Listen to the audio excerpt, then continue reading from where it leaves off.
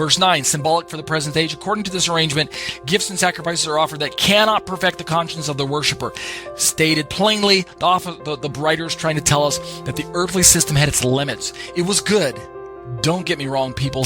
Please don't get me wrong. The earthly system with its priests, its animal sacrifices, its atonement, the whole Levitical system, the whole Mosaic law, all right, all of that was a good system. It still is a good system even without the animal sacrifices, even without the temple. The law of Moses is still a good law, right? God's laws are perfect. Read Psalms chapter 19 and Psalms 119, right? The law of the Lord is perfect.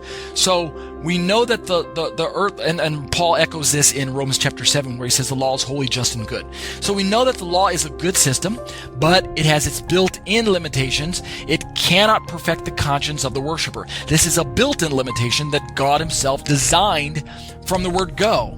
From that, the writer says in verse 10 that the Levitical law, the earthly system of atonement, which, keep in mind that there's an overlapping between the concept of the law of Moses as a whole and the atoning system with its priests, its sacrifices, the blood, and all of that in specific. So we can overlap those two within the mind of the writer here, because at the bigger picture, he's talking about the law of Moses when he talks about the first system and that which had fault and that which is growing old and vanishing. It is the Mosaic system which is at fault. But on a more specific level, as we zoom in, he's trying to get the readers, and we know this from the context of chapters 8, 9, and 10, which focus specifically on the high priesthood and on atonement and on blood sacrifice and things like that.